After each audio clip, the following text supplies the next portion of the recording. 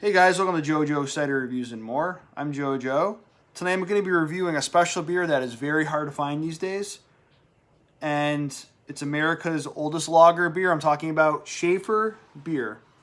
This was introduced in 1842. And it was originally out of New York City. Now it's in Milwaukee. Brewed by the F&M Schaefer Brewing Company. And I believe it's owned by Pabst now. And so the ABV is not listed on the can. I had to look it up, and I found a couple different listings for the ABV. One website said 4.6, another said 4.4, so it's around, let's say, 4.5, okay? It's a 63 out of 100 on Beer Advocate. I believe this was it was sold to the Stroh's Brewing Company around 1981, and eventually Pabst took it over. So, like I said, it's a Pabst product. It says, proudly brewed in the United States of America using the finest quality ingredients. This is so hard to find. I've never seen it out in my area in eastern Massachusetts. I got this on the opposite side of the state this past weekend in West Springfield, Massachusetts, where I grew up. It's called Table and Vine, kind of like a Total Wine type of place. And they had a 30-pack. I think it said like Super Pack on it. And yeah, it says store in a cool place. So I think Schaefer was a lot more popular, back in, I want to say the 70s or so, the 60s. The name of the old New England Patriots Stadium where they played was called Schaefer Stadium after this beer. And then it became Sullivan Stadium. And my dad used to say, people who drink this at the games, they get headaches. I've had multiple people tell me that when they drank this, they got headaches from it. So hopefully that doesn't happen.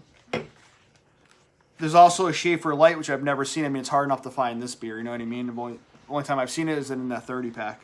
So, yeah, I think it's called like a Super 30-pack or something like that. So, let's get into the review. This was one of the top-selling beers in the 1970s. A couple fun facts. It was the Brooklyn Dodgers official beer from 1951 and 1957 before they went to LA to become the LA Dodgers. So, going for the pour here. But yeah, it's extremely hard to find. I hear that sometimes it's in Connecticut. I think New Jersey. I was lucky enough to find it here. Tiny bit of sediment in there.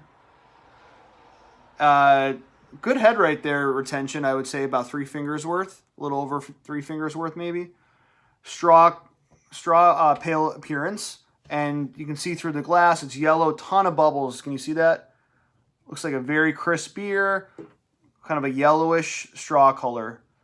A little bit of paleness in there as well. Looks amazing. Let's go on for the aroma. I'm getting some sweetness, some grains, like a white bread.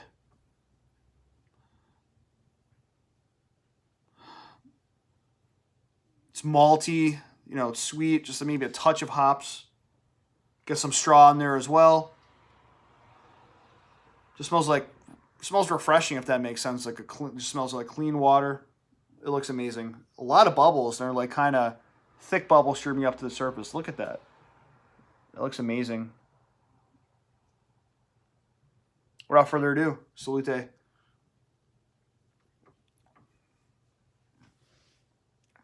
Actually getting a touch of bitterness from from the hops. A little bit of hop bitterness there. Very, very light. Oh, it's so refreshing. It's grainy, sweet, bready. I'm getting just a faint hint of kind of a honey type note on the palate. The finish is super dry. Mouthfeel is light. It's grains, white bread. It's bready, but it's very light too. You know what I mean?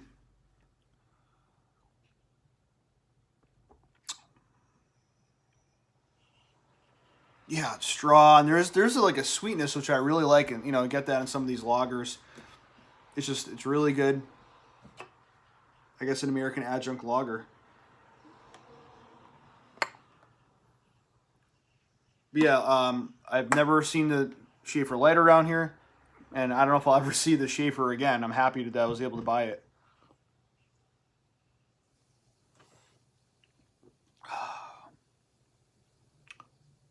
Hope to also try, I don't know if it's still around, Schmidt beer.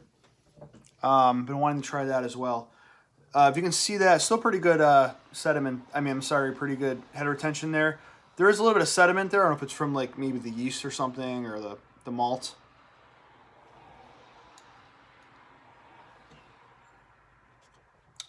Pretty good lacing. Super, super sessionable. Could crush like 12 of these, no problem really. Maybe not 12. 6 maybe. You know, don't go drinking a 12-pack now, but in one sitting. Or you can have fun. But very, very good. Slightly off-white head, by the way. I don't know if I said that. A little bit of a soapiness. Almost like a creaminess in the head. It just reminds you of like an American beer that you would just get at a local bar in like pitchers, you know what I mean? On tap. It's just, I would love to try this on tap actually. I think it's really good. I like that sweetness there. I'm going to go with a